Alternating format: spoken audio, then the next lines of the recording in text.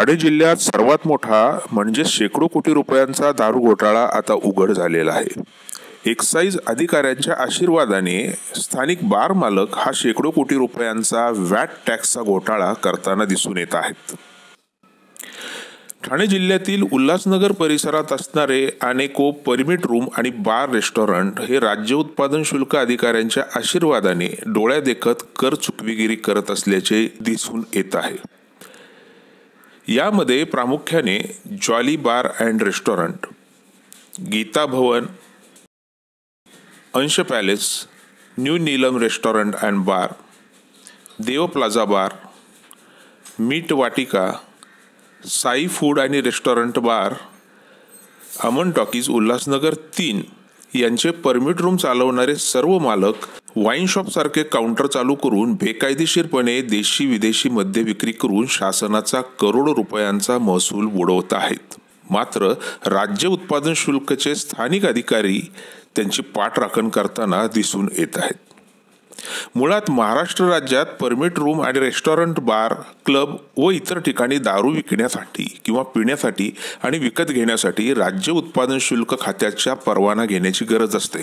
राज्य उत्पादन शुल्क विभागाची मद्य विक्री करण्यासाठीची नियमावली कठोर आहे, मात्र मद्य विक्रेते या नियमावलीचे पालन करत नाहीत हे वास्तव आहे।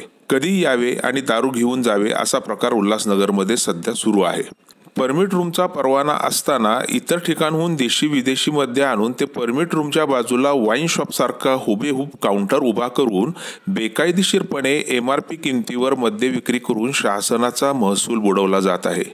विशेषतः शहरातील व परिसरातील वाईन शॉपपेक्षा परमिट रूमवर अनधिकृतरित्या होणारी दारू विक्री अधिक असल्याची माहिती आम्हाला सूत्रांकडून मिळाली। परमिट रूम धारकांकडून शासनाला कसलाच नफा होत नाही। शासनाच्या नाकावर टिचून राजरोसपणे मद्य विक्री केली जाते। सदर परमिट रूमचे मालक हे इतर वाईन शॉपच्या मालकांकडून देशी विदेशी मद्य कमी दरात खरेदी करून परमिट रूमच्या काउंटरवरून शासनाचा कर बुडवून फसवणूक करून विक्री करत आहेत। परमिट रूममध्ये बसून मद्य पिण्यासाठी सकाळी ते रात्री वेळेचे बंधन घालून दिलेले आहे।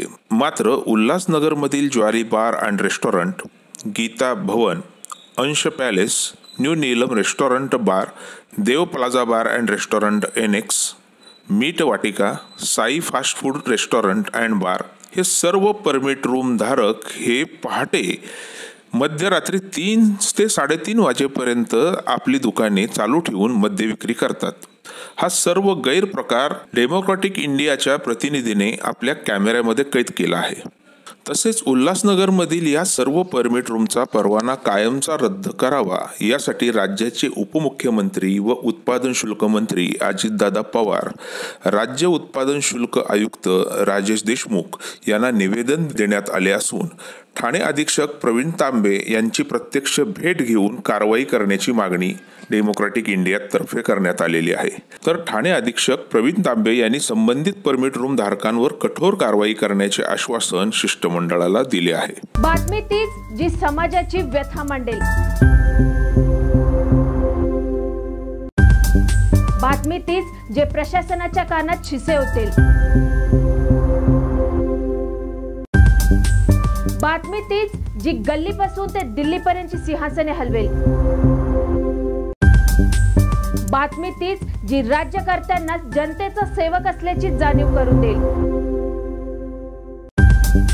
आणि हो, बातमी तीच जी तुम्हाला तुम्ही माणूस असल्याची जाणीव करून देईल। वर्तमानात रहा, वास्तवात जगा आणि रहा आमच्या सोबत।